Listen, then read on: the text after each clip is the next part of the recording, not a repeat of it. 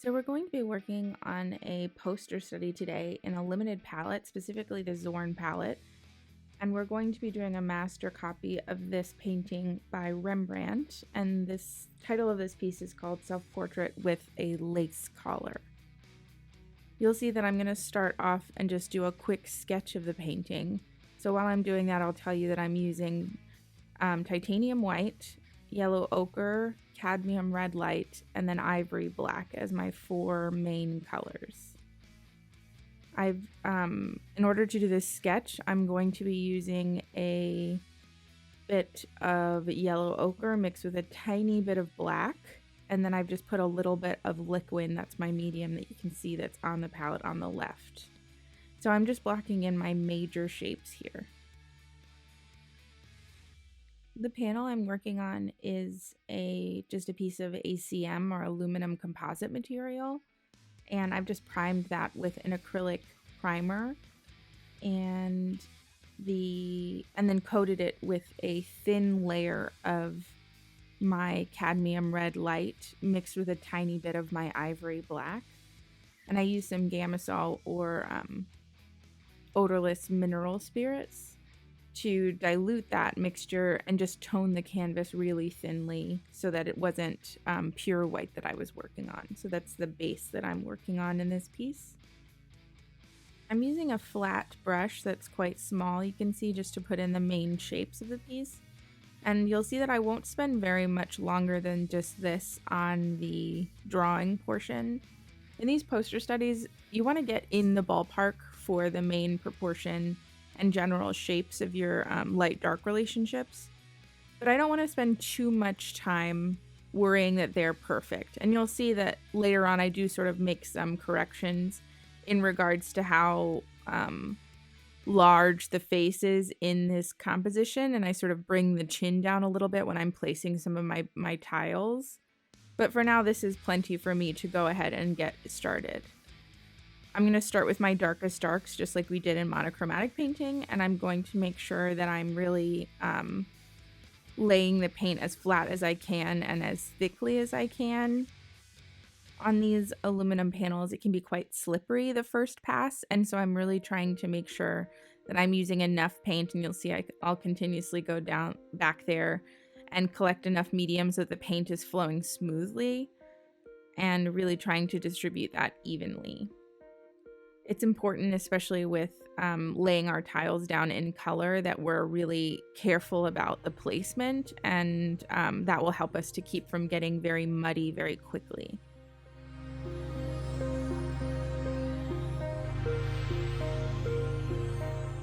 I'm going to move up one value. So my black here is my cool, and I'm going to make it slightly warmer by adding a touch of red to that. You'll see that I left a lot of the cadmium red over near the red itself because it's such a powerful color with a high tinting strength. So by leaving most of it over there, I was able to just get a tiny amount of it on my brush and bring that small amount that I needed over to the red. If I add too much of this red at this point, I would lighten my value up too much, and that would make it really hard for me to get this subtle gradation of my pure black, my darkest value, and then up slightly. So you'll see now I've gone 2 value steps up by adding slightly more red, and I'm just continuing to move up the value scale. And I'm really trying to see that subtle shift in color of what his black outfit is.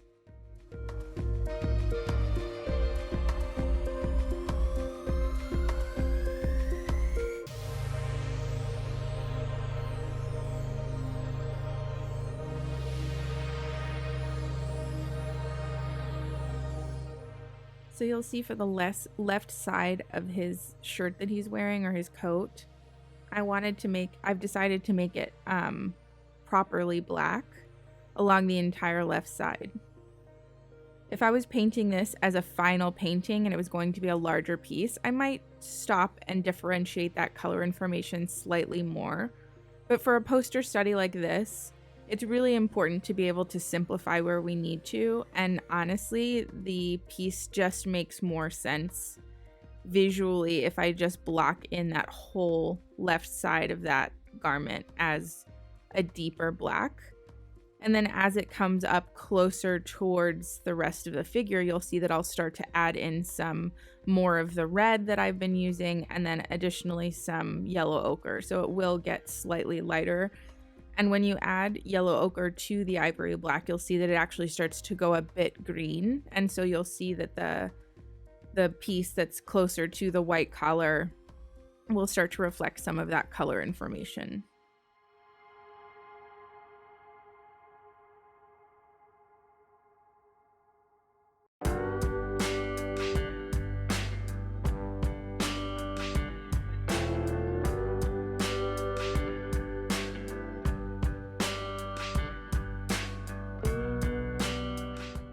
You can see that I'm being very careful about the placement of the tiles that I'm using. I really want to make sure that I'm following the shape that they need to follow. And since I am mixing a little bit into the black that was there underneath, I'm being really careful to make sure that it's nice and smooth and clean as a tile.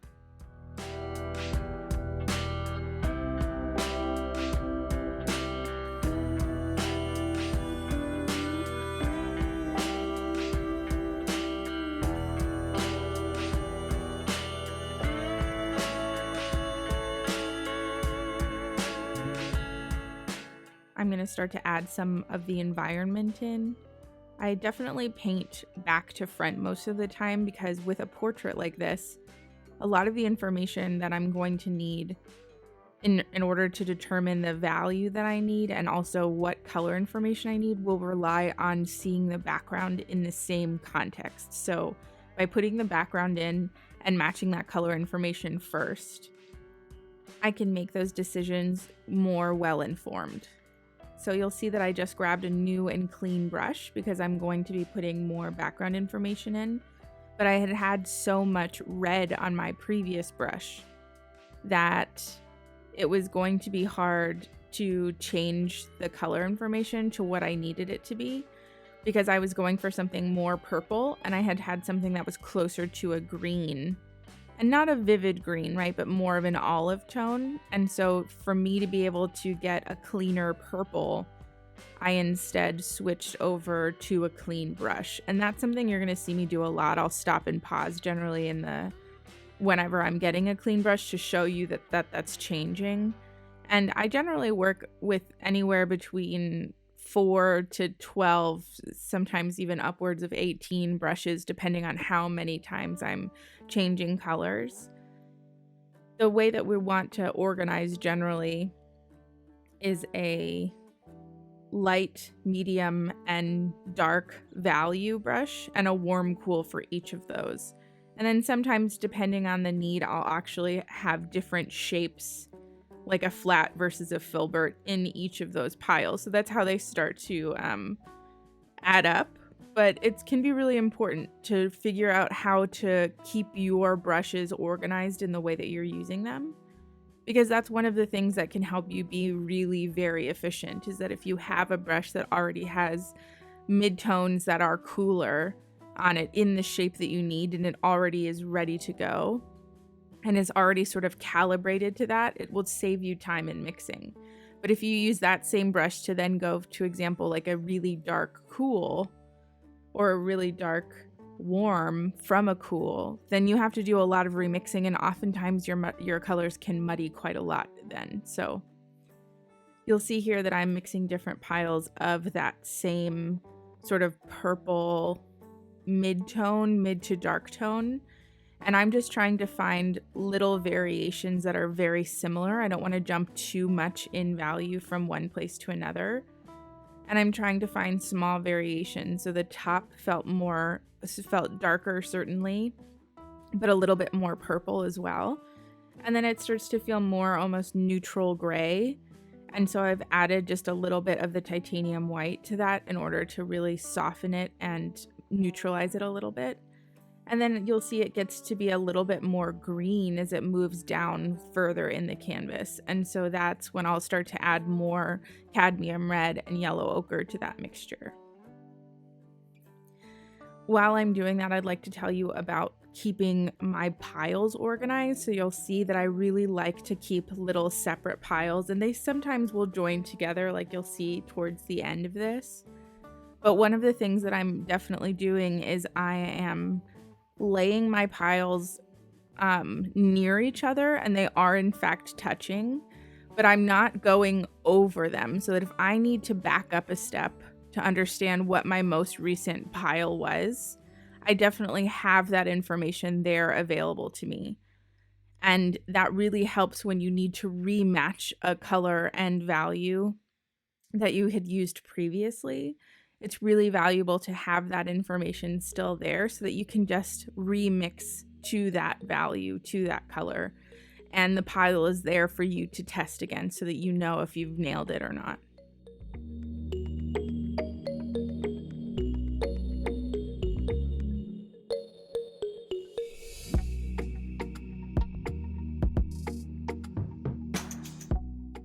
You'll see I'm still being quite careful about my placement.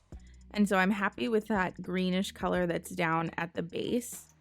But you'll notice that I'm going to now, I find that there's too big a jump between that green ochre color at the base versus that red. So I'm finding a neutral to put between them because that was too big a jump from one, both in value and in color information, to the other. So it needed some sort of transition information in there, and so that's what I'm placing in now, and that's a softer than transition. I'm still keeping my tiles very plain. You can see it is a poster study. I am leaving my spots of tiles there, and that's an important thing, again, to be distinguishing that this is a poster study and it's not meant to be something that's like perfectly rendered or has all of the value information and all of those differentiations that you would need in a final painting, or I should say in a highly like rendered painting. But what I'm doing is I'm just putting in the major notes and just making sure that I have a good sense of what the color harmonies are doing, what my temperatures are doing in terms of the transitions between them, and I'm making sure that everything works stylistically. Poster studies are very valuable to be doing before every painting that you do, because if this painting in the poster study doesn't work visually as a poster study, it will not work if you just continue to add more information, which you would do in the painting. That at a base level, you should be able to step away from your poster study, probably 10 feet-ish, 6 feet-ish, just across the room if you can manage. And your poster study should look like the piece that it was a study of. And if you're doing this piece from life, or you're doing it from a thumbnail sketch or something, this is just a way for you to know that like your painting is going in this direction. And whether it's working or not, there might be something that you need to tweak in the study itself before you move on to doing that more complicated piece afterwards.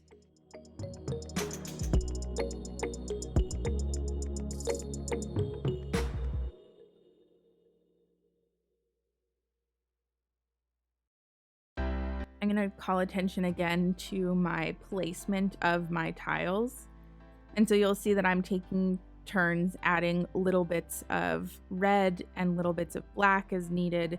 And really what I'm asking myself about the environment is should it be a little lighter? Should it be a little cooler? Should it be slightly more yellow?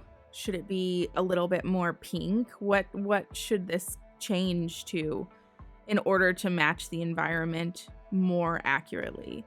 And I'm really trying to make sure that I don't go too light, that it's really easy to do that too light or too dark initially. And so I'm trying to make some comparisons against the black of his outfit, that you'll see that that's going to really help me stay more in context so that I am not moving too light or too dark. And it's important to nail this environment because that's what I'm going to use as a way of comparing his portrait to the environment. And so I really need to make sure that this is right. And especially when I'm going into clean tiles in the way that if they're too light, then I need to place darker tiles on top of them.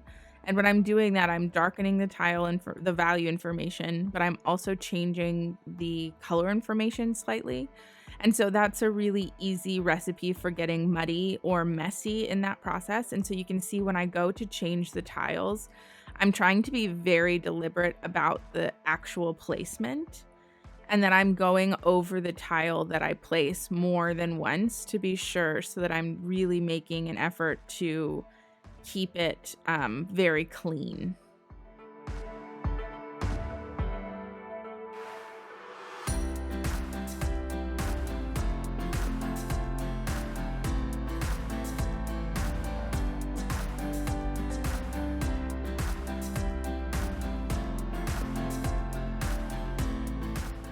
So I've noticed that the bottom left is too light and also too pink. So I actually grab the brush that I used for the right side. That was that olive, more yellow ochre color. And so I use that big brush, and you can see I'm going to just paint over that too light and too pink section to bring it down in value, and then also make it slightly more yellow. And you'll see I'm being very careful about the placement of this, but I'm really being thorough to totally cover the paint that was underneath. And I don't want it to get too muddy, like I've been saying. So I'm going to go ahead and add a little bit of yellow ochre. Now that I have the whole environment in, I can start to make some adjustments. It can be really tricky because with tiling, a lot of the times it can feel like you needed to nail it on the first shot. But more often than not, you're not going to have the ability to do that without some context in first. So being able to go in and clean up your tiles after you've laid down that initial bit of context is an important skill set. And so that's why it's important that you guys are practicing really making sure that you understand how to cleanly place a tile on top of another one while you're working wet into wet, because that is absolutely part of this process. And you can see I'm getting closer in the context to the original study.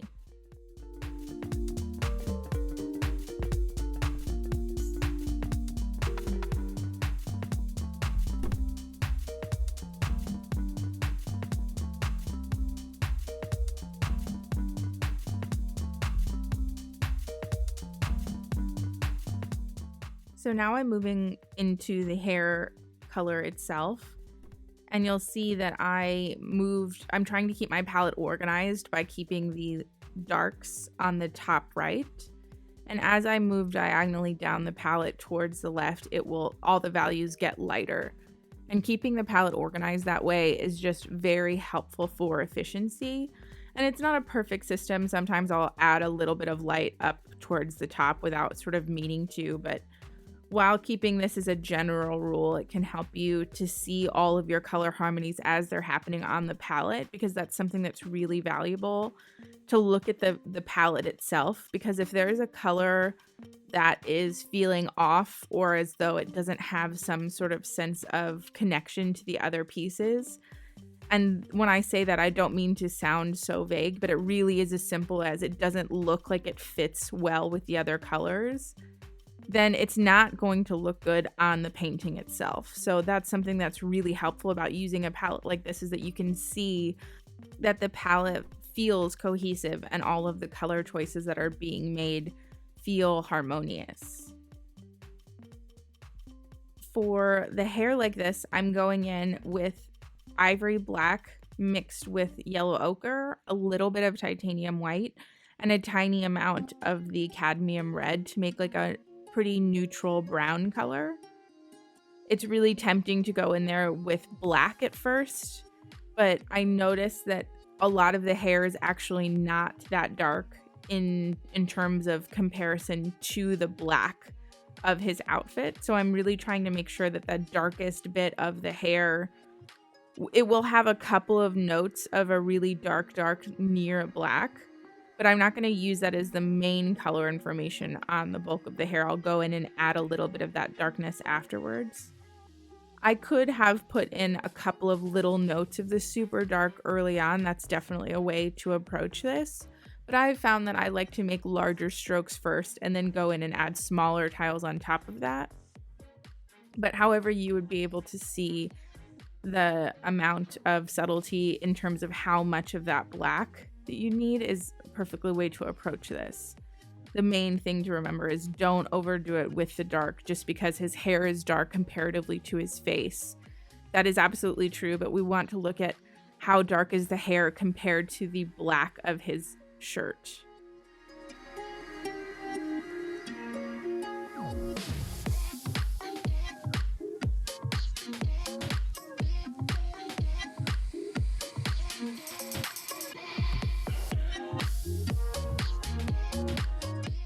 So you'll see now I'm going in with that dark, and I'm just putting a couple of notes of that in and being very deliberate about those small tiles that I'm placing.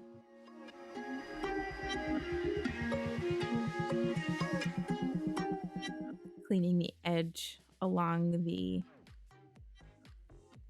top of the shirt area.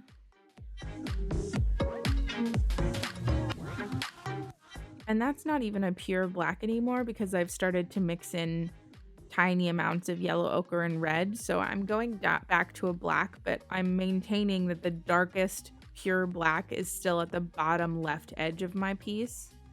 And the rest of it is a one value step above that, or a half value step above that.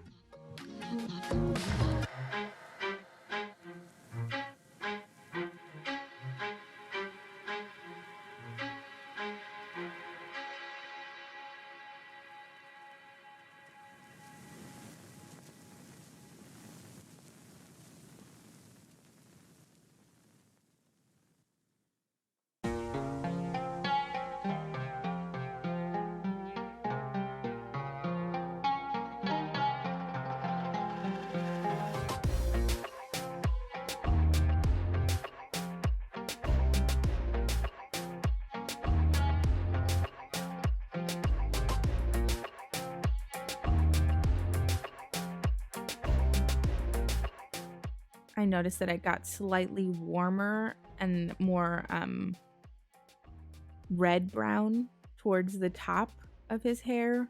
So I'm trying to make sure that I add that variation in color, that it's slightly more ochre towards the bottom on the left side of the hair, but towards the top there's a slight more amount of red to that same sort of tone of brown in the family. So a lot of time when we say a difference is in color temperature, the value of the hair is very similar overall, but there are different degrees of what kind of brown. Is it a warm red brown? Is it a warm red yellow brown? There's subtleties in those things, and that's what we're really trying to have you see at the moment.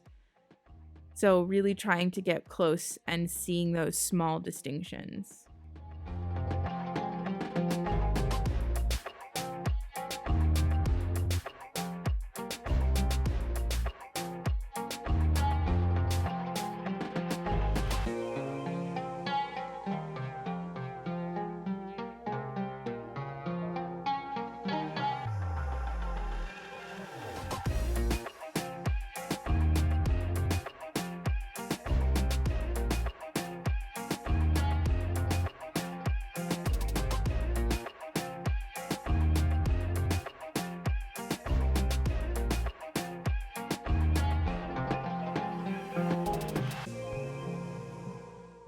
So I'm going to start putting in the white lacy collar. And so I started on the very right with more of a neutral dark gray that's cooler. So more of just ivory black with the titanium white. And then I'm going in and I'm making it slightly warmer, adding a little bit of ochre, a little bit of the red. And it'll continue to get more and more yellow as it moves up towards the left where it's lightest.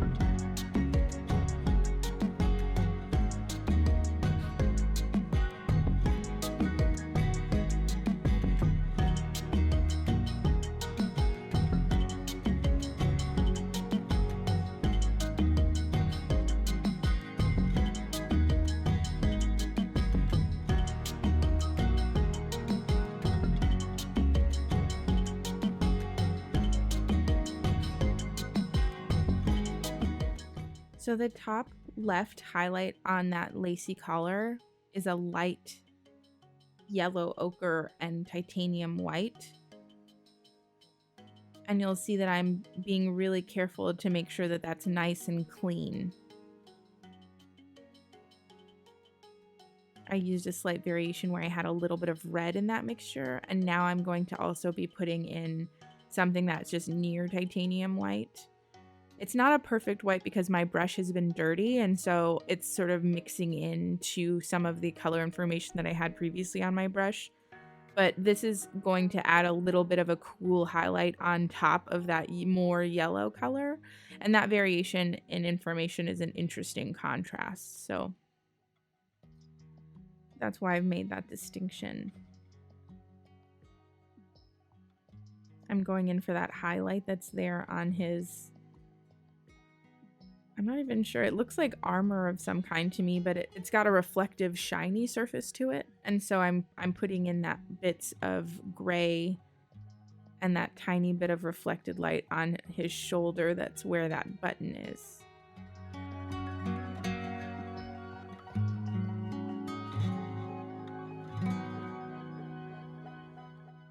This is not totally necessary. I just went in with a small liner brush and pure Ivory Black, and I'm just putting in the little lines to emphasize the structure of the outfit that he's wearing, because it really is mechanical almost, and you can see all of those little lines of like a pure dark are really helping to emphasize the form.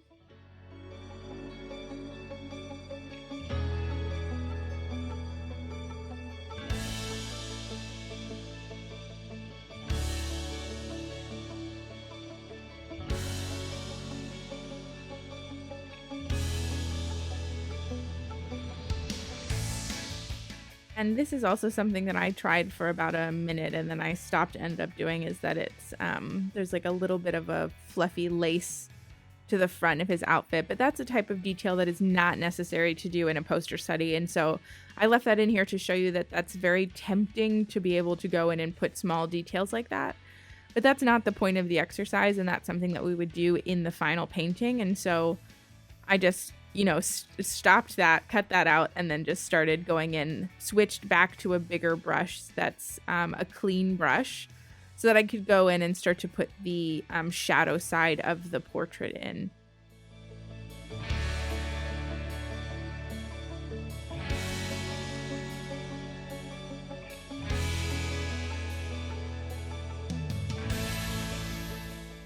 With doing poster studies of portraits, it can be so tempting to paint tiny little rendered portraits in this figure. It can be a lot easier to simplify the main body of the whole painting, the environment, the clothing. But when it comes to portraits, it's very, very difficult for people to absolutely simplify and just put in the main shadow and light shapes, as opposed to going in and like rendering eyes and things like that. So you'll see that I make sure to try and stay as broad as possible and just put in the hint of features. But you'll see at the end of it, as we continue going on, that I really don't put in much more than these are where the sockets of the eyes are, or the black of the eyes, because that's such a specific shape. And I'll say that making sure to put or to use bigger brushes is very helpful in that endeavor. And so you'll see I'm going in with a clean brush now. And it's still quite, it's not a huge brush, but it is pretty decently sized, that I'm not going to put in tiny detail information with that brush. It's not like a thin liner.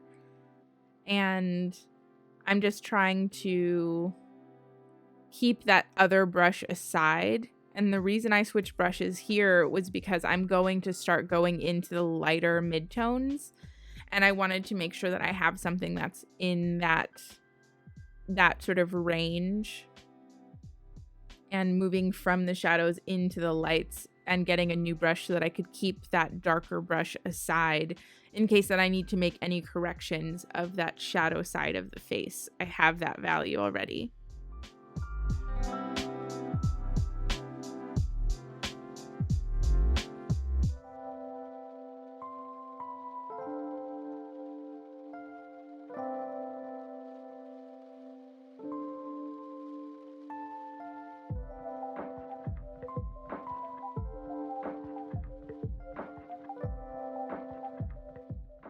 So it's right about at this moment that I'm realizing that my proportions are quite off. It has to do with the overall length of where the chin is and how I'm really scooting that too close to where the features are.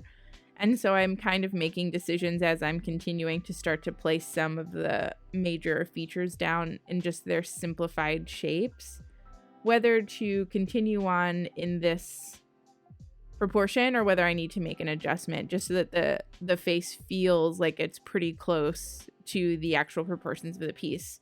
And so I'm making the decision just right now to go ahead and lower the chin down.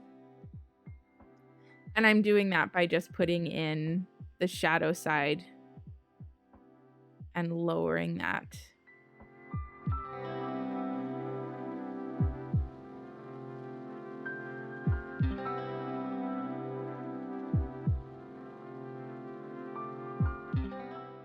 Again, I'm asking myself questions about, okay, well, what does this need to happen? Does it need to get redder? Does it need to get more yellow? Does it need to become more purple?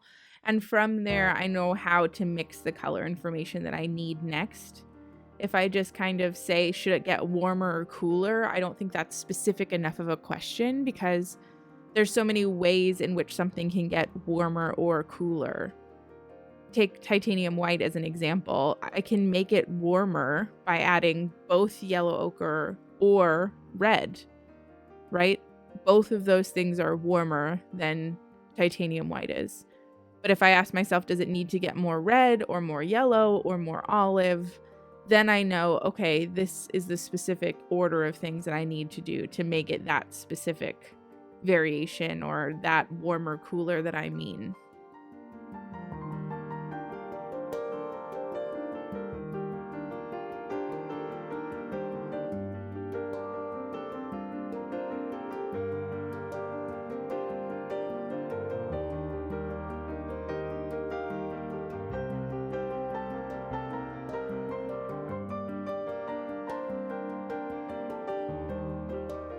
So I'm going to start adding some high chroma, and by chroma I mean the saturation amount will go up.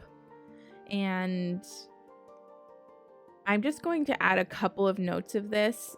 I tend to see personally as a painter in higher chroma, and so that is something that you'll notice at the end of this is that my poster study is slightly more high chroma than the original is.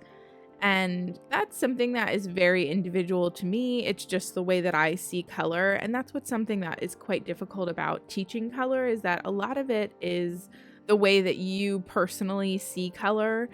And if you ever are interested in looking into like the amount of color cones that individuals have and how much color that we can see in the world and each individual's like the way that some people are colorblind and everything. It's just an interesting subject overall. It's just something that is also important to keep in mind that the way that I'm seeing color may be slightly different than the way that you're seeing color. And that is an important distinction to make. So everything that we're kind of saying is like, this is what we hope to convey is happening.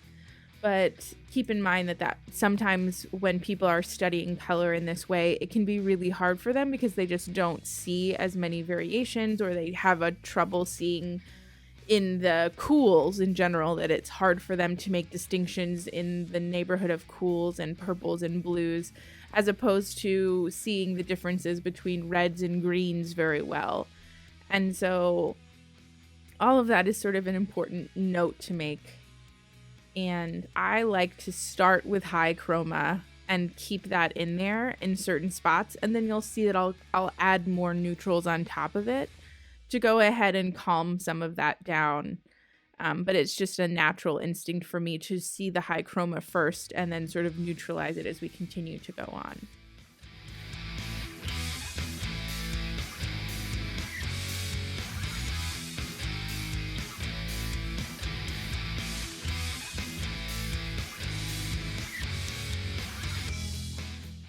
I'm noticing that there's like a bit of this like purple, almost, it's like a purple peachy kind of color that's closer down towards where his chin is. and then it gets a little bit more yellow red on the base of his cheek, and then it's again a little bit more purple along near his brow. It's very light distinctions, right? That if you really have to look closely at the piece and see that this is slightly more purple, slightly more yellow, slightly more red. And that's the exercise that we're doing now, is seeing all of those small distinctions. And then on the top above his brow where that highest highlight is, I see a little bit of yellow, but then a cool highlight on the top that's nearly a titanium white. Very similar to what was happening on the white lacy collar. And so I'm going to go ahead and add all of those small distinctions in there. I've switched to another small brush because the tiles that I'm making now are smaller. But I'm also, you can see, moving around quite a bit, that I'm looking for anywhere, once I've mixed a color, I'm looking for anywhere that color exists so that I can place that small tile. It's more efficient to sort of work all over like this, especially for a piece that's this small. I can do that and just place exactly what I need to, sort of while moving all over the piece, as opposed to only rendering in small areas, because that's what we're going to be doing on the main body of the piece if we were going to do this as a full-on master copy.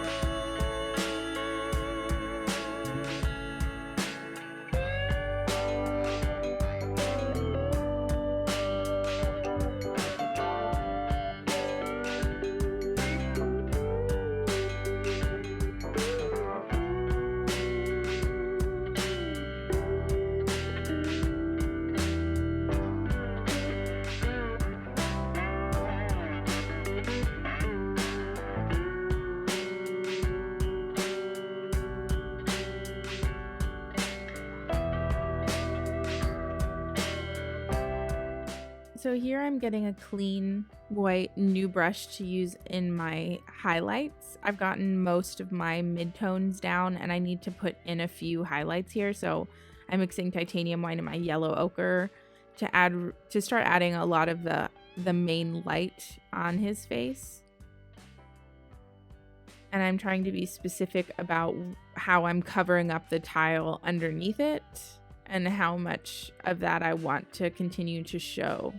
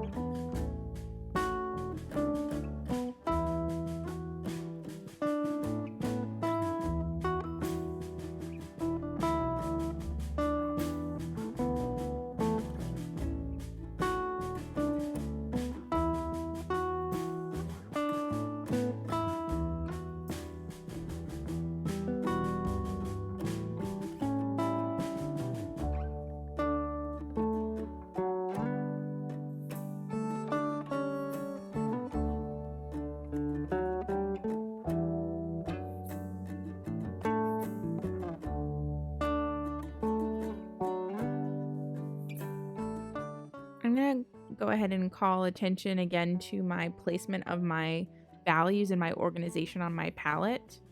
That you can see that I have on the upper left side of where my paint piles are, you can see that that's like the general midtones of the portrait. And then as I've moved downwards, that's where my highlights all are. And so keeping those all together, again, is like a great place so that if I need to go and make an adjustment to the midtones, I know they're in this family, or the highlights, or further down on the right, those are where the shadow information are. And all of those are valuable, because if you sort of are all over the place with your organization, it can feel a little bit overwhelming.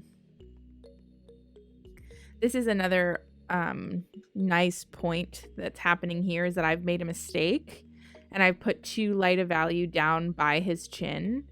And so I'm really making sure that I went and got a darker brush. I tried to fix it at first with the too light brush, but I went and got a darker brush. And now I'm just making sure I'm placing my tiles very carefully to cover up that too light mistake, and trying to get the value back down closer to where it was before, rather than sort of freaking out and smudging that. That's like a very good place where a lot of chaos can start to happen. But I'm trying to make sure to be controlled about it and just fix the mistake slowly and methodically, in the same way that I painted it the first time, because it's really not the end of the world, and I don't want to have that derail the entire poster study.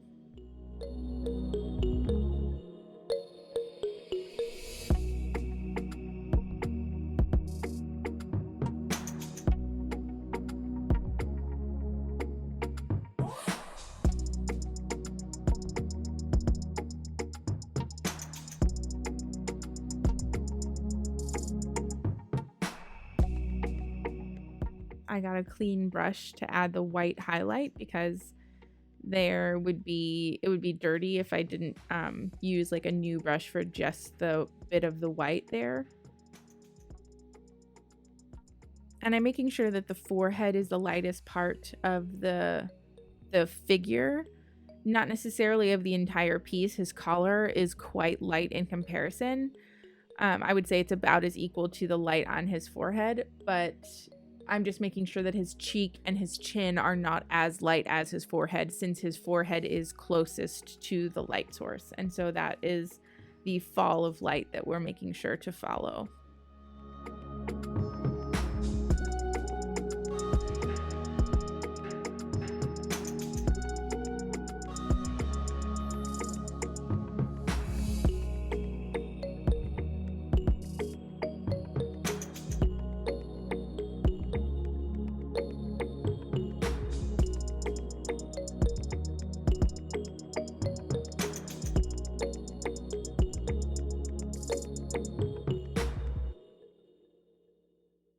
Correcting some of the shape of the hair at the moment and putting that little twist in, which is just a little extra for what we're doing right now, but is a fun detail that I wanted to add.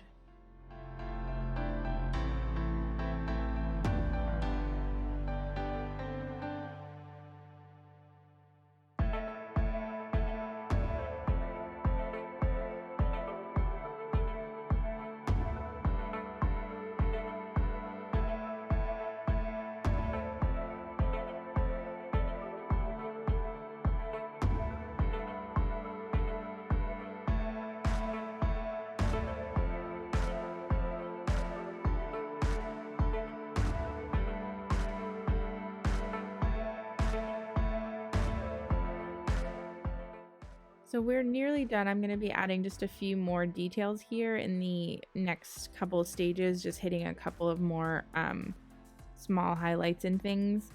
But I want to say is that looking at the little poster study versus the original photo that I'm working from, you can see that they are definitely similar and they resemble each other, and you can very much tell the direction that the painting would then go. And so this is just, again, that if you stand across the room, your poster study should be very similar to your painting, and that's really the idea that we're going for here.